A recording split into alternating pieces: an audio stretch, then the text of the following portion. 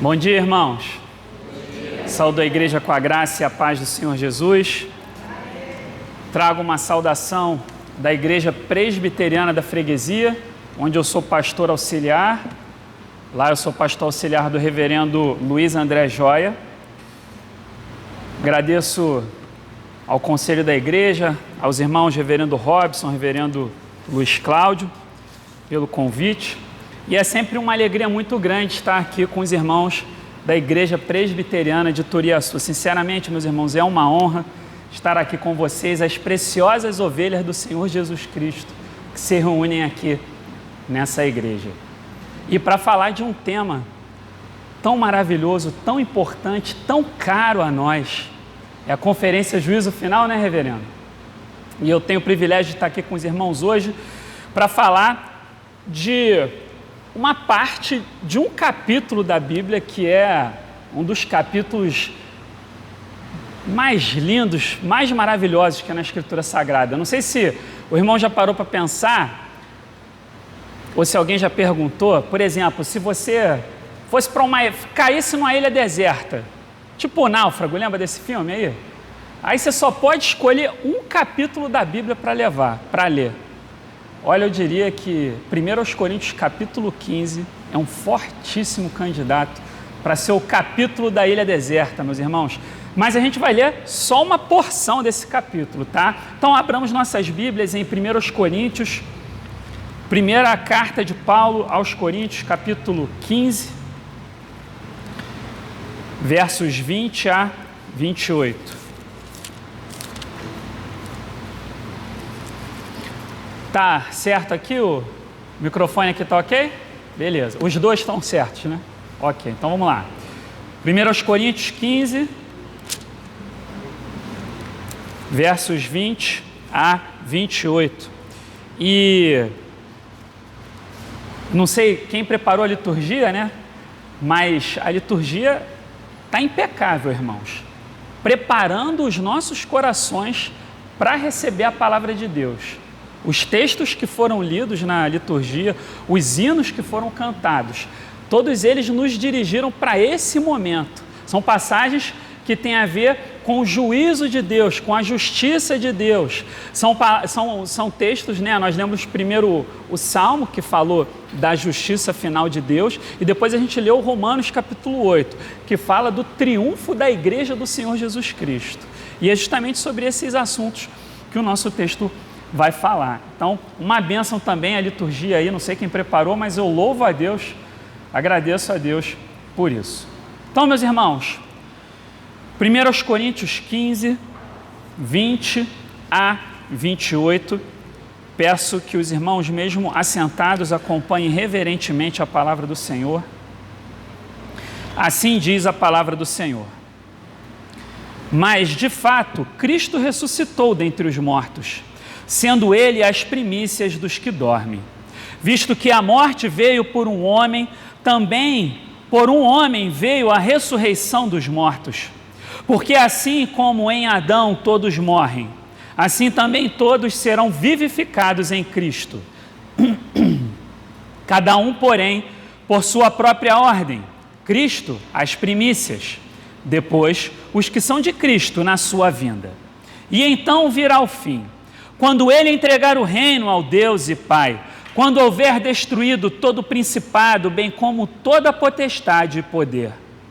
Porque convém que ele reine até que haja posto todos os inimigos debaixo dos pés. O último inimigo a ser destruído é a morte, porque todas as coisas sujeitou debaixo dos pés. E quando diz que todas as coisas lhe estão sujeitas, certamente exclui aquele que tudo lhe subordinou. Quando, porém, todas as coisas lhe estiverem sujeitas, então o próprio Filho também se sujeitará àquele que todas as coisas lhe sujeitou, para que Deus seja tudo em todos. Até aqui a palavra do Senhor. Vamos orar mais uma vez? Senhor Deus, soberano Deus, Pai amado, te rendemos graças, ó Pai, por Tua palavra, pela liberdade que temos, Senhor Deus, de lê-la, ó Pai. Mas para compreendê-la, Senhor Deus, adequadamente, precisamos de Ti, Senhor Deus, precisamos do Teu auxílio, ó Pai. Por isso, rogamos a Ti, Senhor Deus, que o Teu Santo Espírito seja conosco, que o Senhor fale aos nossos corações, ó Pai, que o Teu Santo Espírito seja com nossas mentes, nos dando o entendimento correto. Senhor Deus, para a glória do Teu santo nome, ó Pai, para a santificação da Tua igreja, fala conosco. Oramos em nome de Cristo. Amém. Meus irmãos, nós lemos aí a partir do verso 20, mas no parágrafo anterior, se os irmãos atentarem aí para o que o apóstolo escreveu nos versos anteriores, nós vemos que ele enumera uma série de hipóteses. Ele faz várias declarações utilizando a conjunção se. Ele faz isso 7 vezes. Por exemplo, no verso 16, ele fala, se os mortos não ressuscitam, Cristo não ressuscitou. Então, se os mortos não ressuscitam, então, logo conclui-se que Cristo não ressuscitou, que Ele morreu. E aí ele fala, se Cristo não ressuscitou, é vã a nossa pregação. Se Cristo não ressuscitou, é vã a nossa fé. Finalmente, no verso 19, se a nossa esperança em Cristo está limitada apenas a esta vida, nós somos os mais infelizes de todos os homens. Então, Paulo faz isso por quê, irmãos? Acontece que, aparentemente, existiam pessoas lá na igreja de Corinto pregando, de fato, que não existia ressurreição. Isso provavelmente acontecia por influência do pensamento grego. Eles não acreditavam na ressurreição. Então, Paulo está dizendo, então não tem ressurreição, mas se não tem ressurreição, não há esperança. Se não tem ressurreição, a fé é vã, a pregação é vã. Se a ressurreição não existe, nós vivemos uma mentira. Nós permanecemos nos nossos pecados. Nós somos os mais infelizes de todos os homens. Aí nós entramos no nosso texto de hoje, que começa lá no verso 20. Porque após essa série de hipóteses do parágrafo anterior, Paulo passa a falar de coisas que não são meras hipóteses, não são possibilidades. Paulo, a partir do verso 20, apresenta certezas, coisas certas e definitivas, que residem nos decretos eternos de Deus, que residem naquilo que Ele já realizou na história e que, por isso, certamente hão de acontecer. Aliás, meus irmãos, o nosso tema hoje, esqueci de falar, são os acontecimentos do último dia e a certeza da ressurreição. Então, vamos em frente, meus irmãos. Primeiro ponto, versos 20 a 23.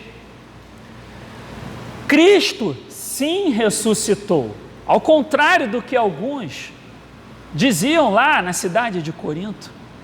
Cristo ressuscitou e por isso nós temos a certeza da nossa ressurreição.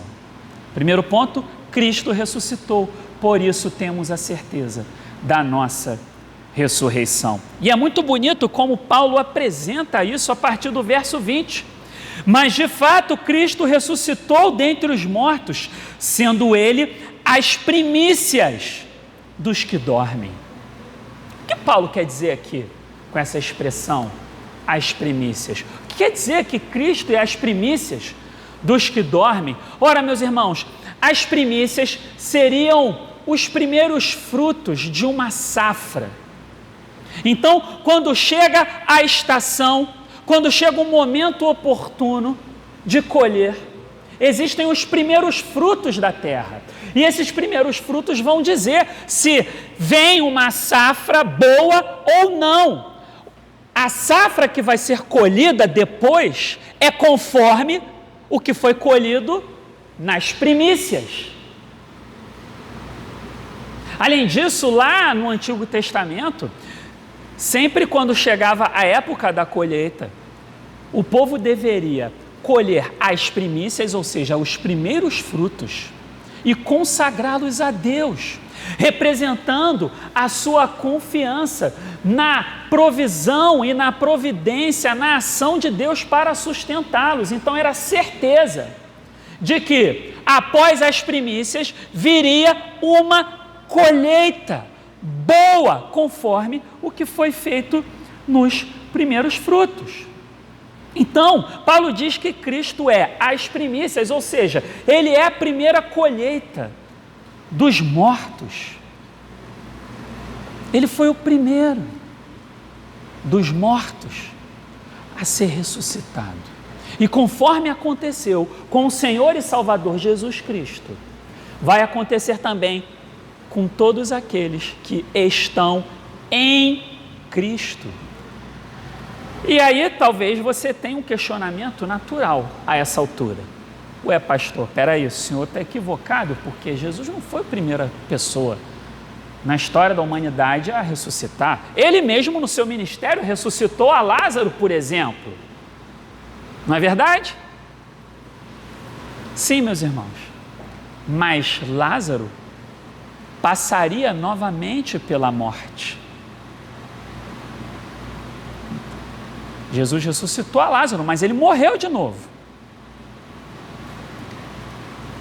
A ressurreição de Cristo é como nenhuma outra, porque ele ressuscitou num corpo glorificado. Um corpo que nunca conhecerá a morte, que nunca conhecerá a corrupção. Um corpo que não somente foi restaurado à luz das consequências da queda, mas foi ainda aperfeiçoado. Por isso, ele é o primeiro, ele é as primícias, ele é o primogênito dos mortos, como Paulo fala em outra ocasião.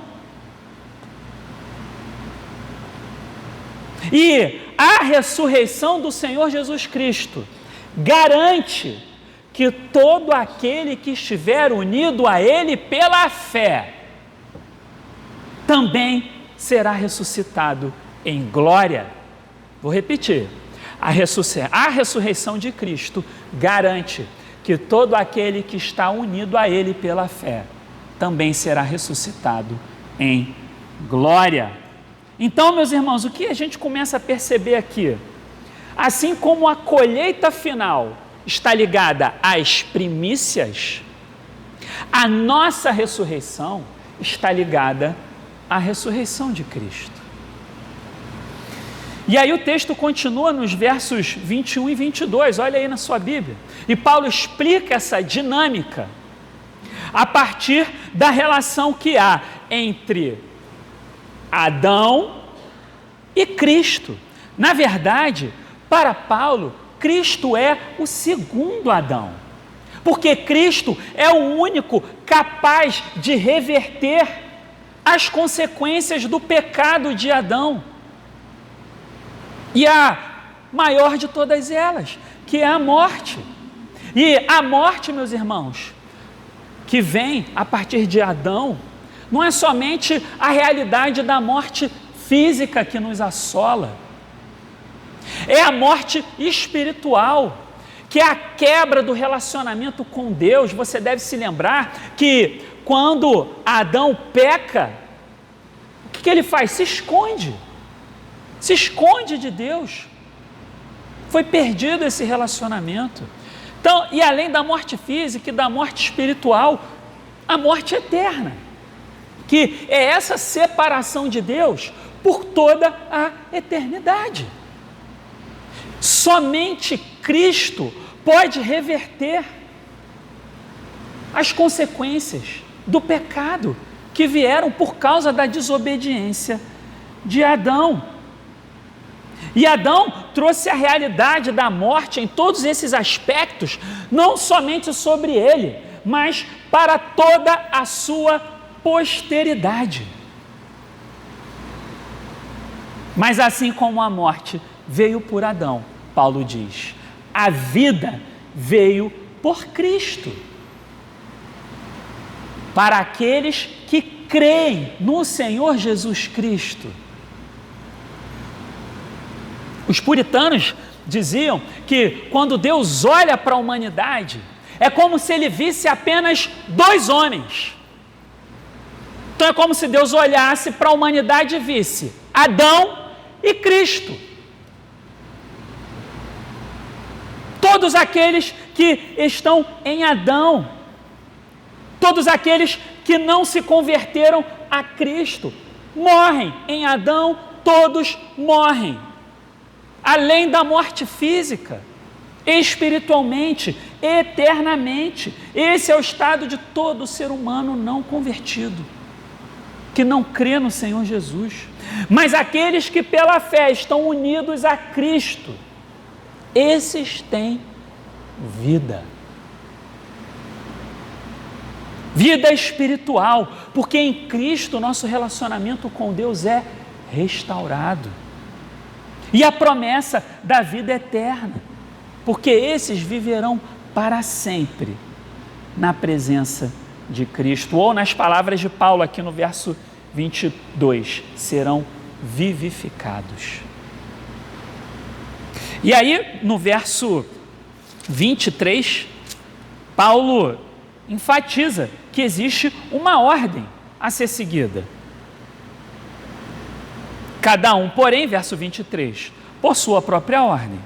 Então, ele está falando o quê? O foco dele são aqueles que estão em Cristo. É o povo de Deus. É o que vai acontecer com essas pessoas. E aí ele falou lá no 20, que Jesus é as primícias, e a gente explicou isso. Depois ele vai falar que essa dinâmica entre Cristo e Adão, aquilo que Adão destruiu, Cristo restaura. E aí no 23 ele retoma a ideia das primícias e diz, olha só, cada um vai ressuscitar no seu próprio tempo. Cristo, as primícias, já ressuscitou. E depois os que estão em Cristo. Repare então, irmão, que há uma ordem a ser seguida. Existe uma distância temporal entre as primícias e o restante da colheita. O reino começa, olha que interessante isso, e o nosso texto fala sobre isso. O reino do Senhor começa na ressurreição de Cristo. E o reino termina na ressurreição da sua igreja. Na ressurreição do seu povo. Paulo está dizendo que nós que estamos em Cristo, ou os que são de Cristo, nós pertencemos a Ele. Seremos ressuscitados, segundo o texto, na sua vinda. E essa expressão, na sua vinda, se refere justamente à segunda vinda do Senhor Jesus Cristo. E é a partir daqui que Paulo passa a desenvolver o quê? Uma cadeia de acontecimentos desse dia, o último dia, o dia do juízo final, o dia da volta do Senhor Jesus Cristo. Uma coisa importante que vai acontecer nesse dia, ele já revelou, é a ressurreição daqueles que são de Cristo, aqueles que pertencem a Ele. Mas o que mais Paulo tem a dizer sobre esse dia? Isso nós vemos a partir do verso 24. Nosso segundo ponto, a consumação do reinado de Cristo. Repare aí que tem uma relação muito próxima entre o verso 24 e o verso 23. Olha para a sua Bíblia. O verso 24 é uma continuação do 23. Cristo virá, seu povo ressuscitará. Aí ele começa o 24. E então virá o fim. Ou seja, a consumação de todas as coisas, o clímax para o qual tudo caminha. Nesse dia, irmãos, olha lá o verso 24, Quando ele entregar o reino, obrigado, irmão, ao Deus e Pai, quando houver destruído todo o principado, bem como toda a potestade e poder. Nesse dia, todo domínio, autoridade e poder, que é outra forma de traduzir essas palavras aqui, será absolutamente subjugado por Cristo. No último dia, no dia do juízo, como os irmãos têm estudado aqui nesse tempo, Cristo exercerá a sua autoridade absoluta sobre todas as coisas, sobre todas as pessoas, sobre todos os reinos, sobre todos os poderes, sejam físicos ou espirituais. Não haverá nenhuma outra autoridade que não seja a autoridade de Cristo. Ele exercerá domínio sobre definitivamente tudo que se possa nomear, visível ou invisível, tudo que há na criação de Deus, todos os governos, todos os poderes, todas as autoridades. Cristo submeterá tudo a si definitivamente. Nada está fora do seu alcance. Mas lembre-se, ele já reina hoje. Esse reinado, como dissemos, começou na sua ressurreição, na sua primeira vinda. Ele já reina hoje sobre todas as coisas. Só que hoje, irmão, nem todos se submetem a ele voluntariamente ainda. Naquele dia, no último dia, todos os seus inimigos, todos os inimigos do seu povo, todos os que se rebelaram contra ele, serão destituídos de qualquer poder ou autoridade. Tudo que se opõe a Deus será subjugado por Cristo. Naquele dia não haverá nada que não seja completamente subserviente a Cristo. Nada, irmão. Não vai sobrar nada. Nem uma partícula. Nada que seja visível ou invisível, nenhuma força desse mundo, nenhuma força ou poder espiritual, nada vai se opor a ele.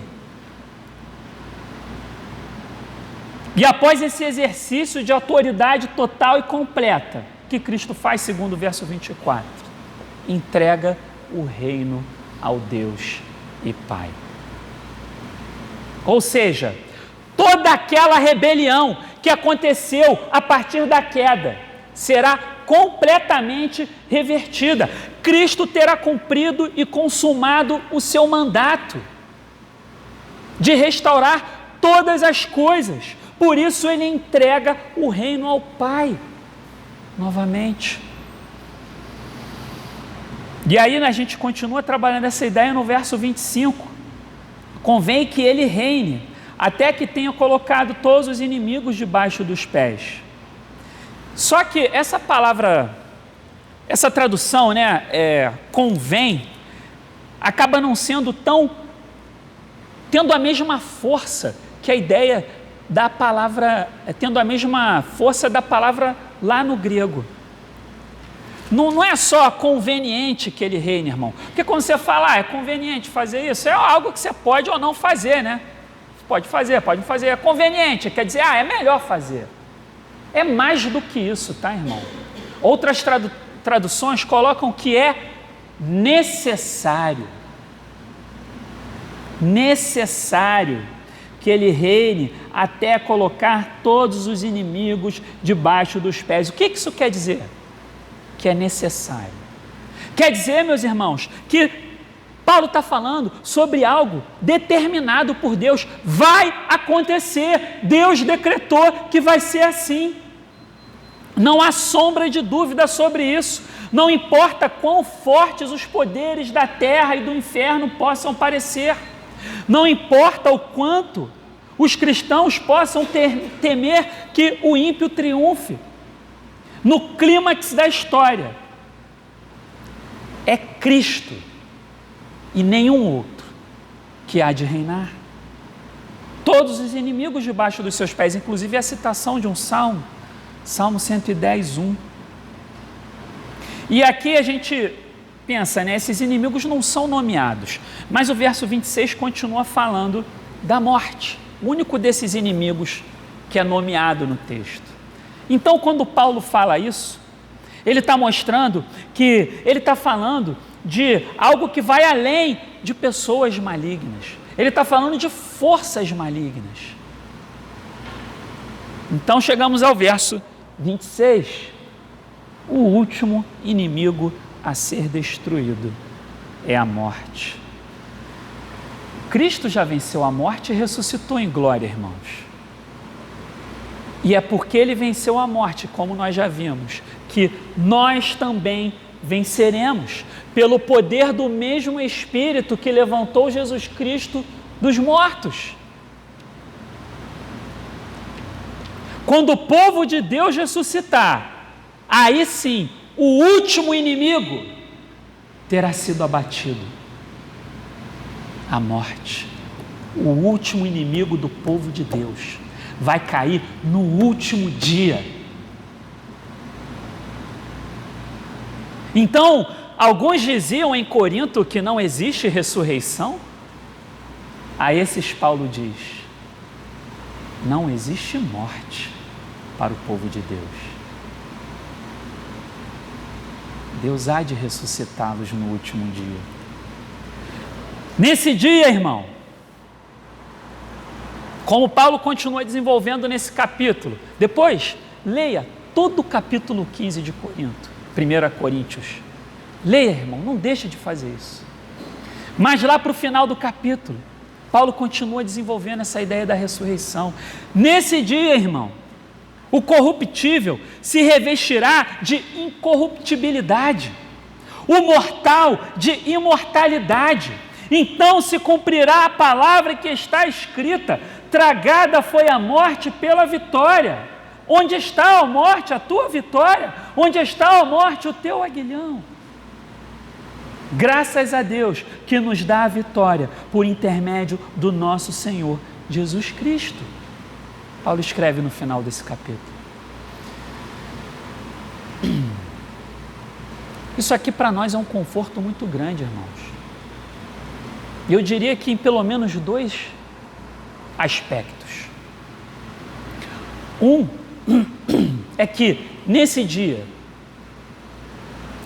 toda a justiça de Deus será plenamente estabelecida.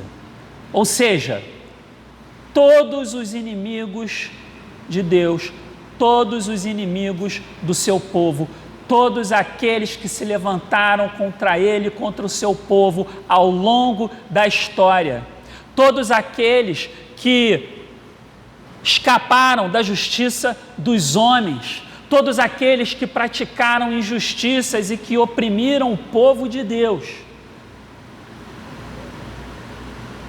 se não se converteram ao longo da sua vida, se não se arrependeram, nesse dia serão julgados. Será feita a justiça. Ao Senhor pertence a vingança. Nesse dia ela será exercida plenamente. E um outro aspecto importante, meus irmãos, que também nos conforta, é essa certeza da nossa ressurreição.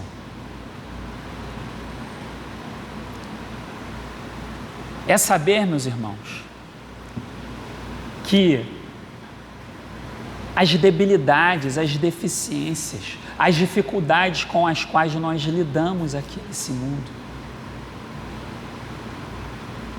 não vão mais existir.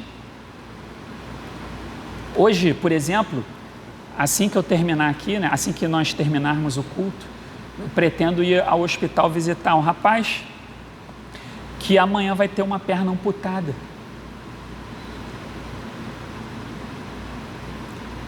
Mas se ele for crente no Senhor Jesus Cristo, ele sabe que há de chegar um dia o dia do juízo final. Que ele não vai mais ter que se preocupar com isso, porque nesse dia o seu corpo será ressuscitado, aperfeiçoado, glorificado. Aqueles que não veem, verão com seus olhos físicos, irmãos. Aqueles que não andam, andarão. Aqueles que têm deficiências, síndromes, crianças atípicas,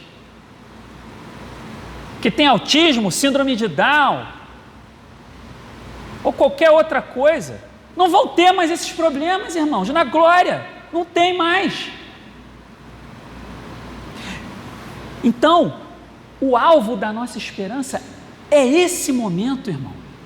Porque às vezes a gente se esquece desse momento. A gente pensa na glória do céu, né? Então, se nós morrermos hoje, antes de Jesus voltar, nosso corpo volta para o pó, de onde veio, o Espírito para Deus que o deu. Mas esse não é o estado final. Porque o ser humano foi criado por Deus, corpo e alma. O estado final é quando o nosso corpo e nossa alma estiverem juntos novamente.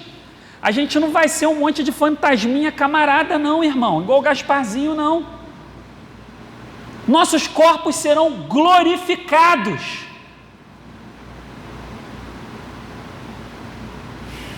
Graças à vitória de Cristo. Graças ao seu triunfo sobre a morte e ao seu triunfo no último dia e ao triunfo do último inimigo, sobre o último inimigo do seu povo, a morte. E aí o verso 27 diz, né, que o Pai deu todo o domínio ao Filho.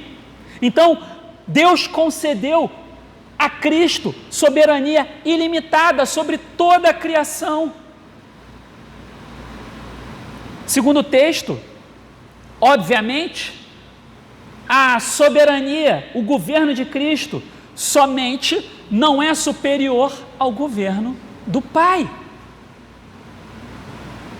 E aí o verso 28 continua. E nesses dois versos, no 27 e 28, essa palavra aí, sujeitar, aparece 6 vezes, tá? Ela aparece traduzida como sujeitar, ou também como subordinar, mas no grego é a mesma palavra, tá, irmão? Então, a ideia aqui do texto é assim: o clímax, o final de tudo é alcançado quando? Com todos esses acontecimentos do último dia, Jesus devolver o reino ao Pai e Ele mesmo se sujeitar ao Pai. E aqui, meus irmãos, não tem por que ter qualquer confusão entre as pessoas da Trindade, no caso aqui, o Pai e o Filho. O que eu quero dizer? Paulo não está falando de questões da essência do Pai e do Filho, do ser. Jesus não é inferior ao Pai, é um Deus que subsiste em 3 pessoas, iguais em poder e glória, da mesma substância. Certo? O que Paulo está falando aqui é sobre as funções dentro da Trindade. E Cristo recebeu um mandato do seu Pai. Quando ele estiver cumprido todo esse mandato, ele também se sujeitará ao Pai. Cristo terá realizado o seu ofício redentor e mediador na sua plenitude, por completo na consumação.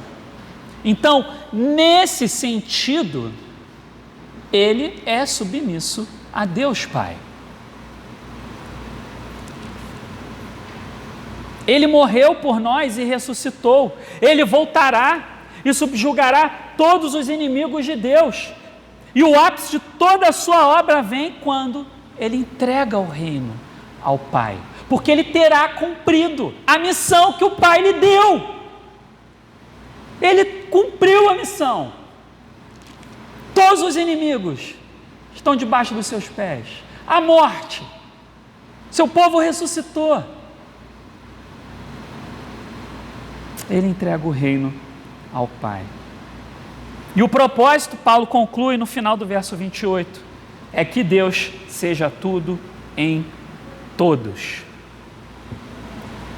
Para que Deus seja tudo em todos, verso 28. Isso aqui é uma outra forma de Paulo expressar a supremacia completa do Pai quando chegar esse dia, irmão.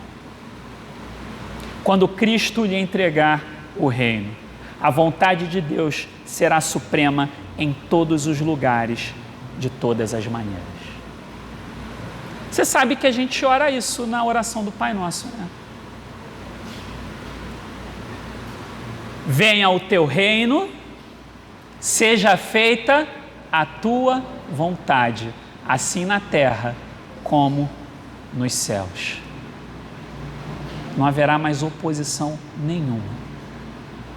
A vontade de Deus será feita, assim na terra como nos céus.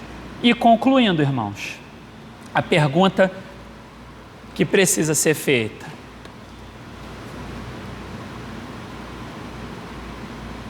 onde, ou melhor, em que situação você estará nesse dia? Ninguém escapará desse dia. Ninguém escapará desse dia, irmão. Mas haverá pessoas em situações distintas. E qual delas será a sua situação? Todos estaremos presentes. Há aqueles que voluntariamente ao longo das suas vidas se sujeitaram a Cristo. Estes são os que desfrutarão de um corpo glorificado, como nós já dissemos, desfrutarão da vida eterna na presença de Deus. E esse é o foco da nossa passagem, junto com Cristo submeter todos os inimigos. E a morte é um deles, por isso tem a ver com a ressurreição. Mas, irmãos, e embora o texto não mencione isso explicitamente, há algo implícito aqui e que é dito claramente em outras passagens na Escritura. Por exemplo, Daniel 12:2 fala que existem também os que ressuscitarão para a vergonha e para o horror eterno. Não com o corpo glorificado, mas com o corpo eternamente decaído, sofrendo o juízo de Deus. E o momento da decisão, até Jesus voltar, até a sua vinda, como Paulo fala, até o dia do juízo final, o grande e terrível dia do Senhor, esse dia para o qual tudo vem apontando. Até esse dia chegar, é um momento de se arrepender, é um momento de crer no Senhor Jesus, porque depois acabou. Não tem mais possibilidade. A decisão deve ser tomada nessa vida, irmão.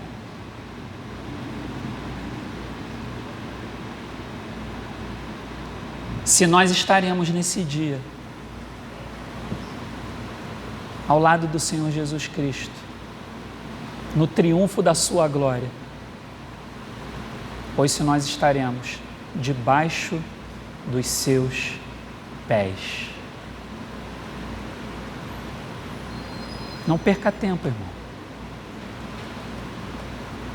Creia no Senhor Jesus e viva nessa vida, experimentando, em parte, aquilo que nós vamos desfrutar por toda a eternidade, que é servir ao Senhor,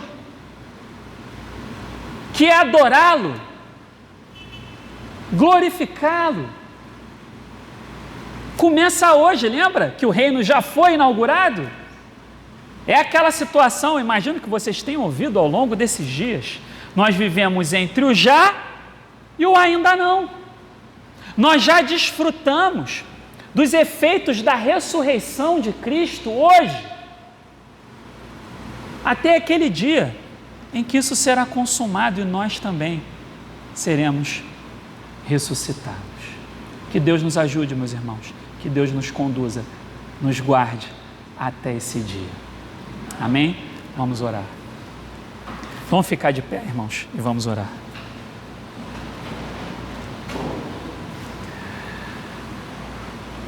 Soberano Deus, Pai amado, te rendemos graças por Tua palavra, ó Pai, pela esperança que há nela para nós, Senhor.